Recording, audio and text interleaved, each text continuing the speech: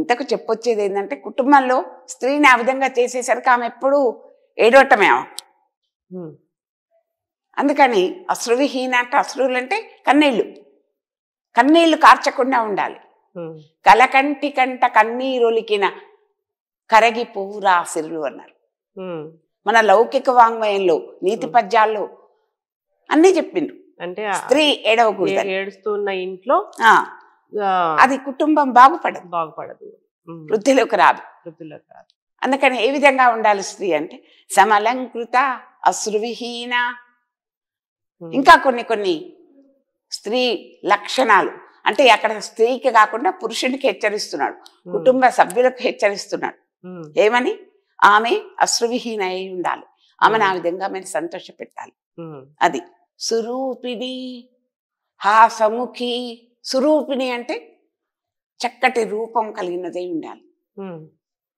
చక్కటి రూపం ఏ విధంగా అంటే ఇక్కడ అర్థం ఏదో బ్యూటీ పార్లర్లపై రంగులు పులుముకోవటం కానే కాదు. ముఖంలో ఒక వర్చస్సు ఉండాలి. ఆ ముఖ వర్చస్సు ఎట్లా ఉండాలంటే హృదయం నుండి రావాలి. మన మనసు సంతోషంగా ఉందనుకోండి, ఆహ్లాదకరంగా ఉందనుకోండి, దానంతట అదే వస్తుంది, వర్చస్సు వచ్చేస్తుంది. అదే face is the index of the soul అని అంటారు కదా. మన హృదయం ఏ విధంగా ఉంటే మన ఫేస్ లోనే తెలుస్తుంది మనం విచారంగా ఉన్నామా, ఆనందంగా ఉన్నామా అని.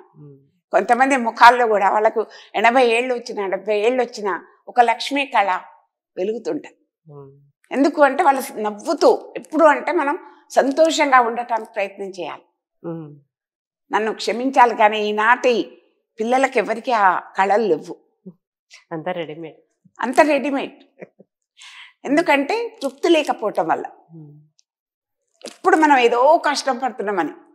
ఇండియాలో ఉన్న వాళ్ళంతే, పల్లెలలో ఉన్న వాళ్ళంతే, స్టేట్లలో ఉన్న వాళ్ళంతే, ఇతర దేశాలలో ఉన్న వాళ్ళంతే.